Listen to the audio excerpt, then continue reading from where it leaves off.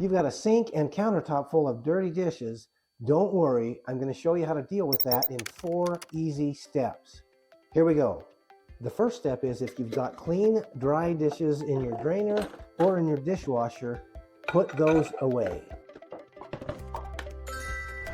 You need room to work. You're going to get that by rinsing and stacking. So stack plates, set glasses aside, put silverware in a jar or a glass. You need to consolidate the dirty dishes so that you've got room to work. If you have a dishwasher, your best place is to start putting the dirty dishes in the dishwasher.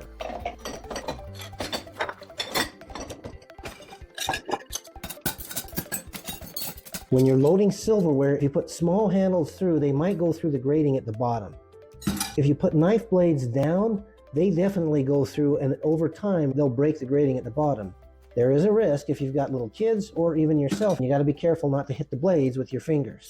You also don't want to stack them like all the forks in here. If the fork nests like that, both of the nesting surfaces won't come as clean. So mix them up a little bit when you put them in. It is so much easier to rinse food when it's wet. If it dries, you have to let it soak for a little while to be able to get the crud off. Once the food is rehydrated, then it scrapes off the plates a lot easier. If you have a dishwasher and you're doing rinsing and stacking, you want to sort by the things that will work better for the dishwasher. Big bulky things, I will hand wash every time because they take up so much real estate in the dishwasher, it's not worth putting them in there. We only have 2 people living at home, so we only run our dishwasher every 2nd or 3rd day, sometimes maybe even 4 days, because we don't fill it up that fast. There are some things like measuring spoons or cups or wire whisks, some utensils that would easily go in a dishwasher, but since we only cycle it every 3 or 4 days, I'm probably going to need these sooner than they would be done through the dishwasher. And by the way, how you load the dishwasher is a great source of marital contention.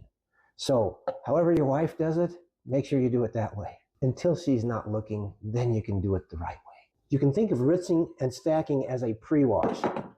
After we've rinsed and stacked, I find the biggest dish or bowl that I've got that I can use for my rinse tub. And then we rinse it out, plug the sink, and start filling that with water. On our faucet, I like to use the veggie sprayer to get more suds when I put the dish soap in.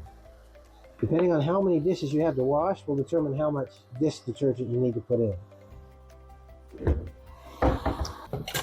I can put some other things in the sink and get more countertop. It's a good thing to rinse out your rinse sink. Use your clean soapy water to rinse and wipe out this sink. First thing I wash is the big tub. Now I can use this to rinse my dishes, and I keep the drain available to use if I need to pour something down. I always hand wash wooden things. If you have a garbage disposal, use that side for the wash side.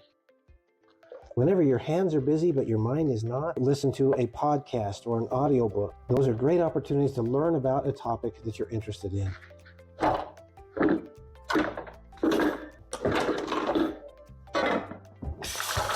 Rinse your clean dishes and stack them in the drainer.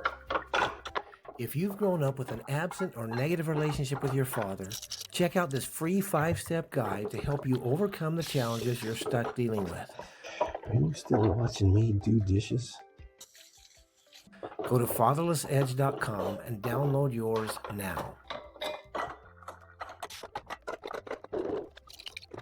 When you've put your last set of dishes in for the last batch of hand wash, take a look at the counters, look around the kitchen, see if there's any other dishes you missed, and then wipe off the counters so they can be nice and clean when you're done too.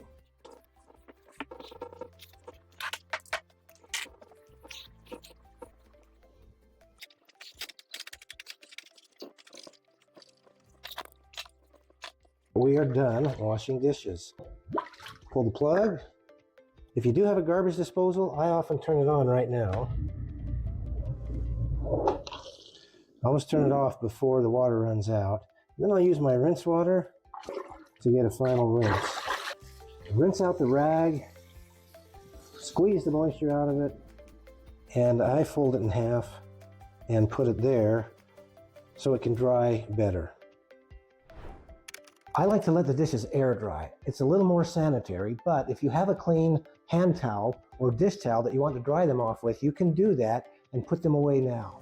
I'll come back when these have dried naturally and I'll put them away then.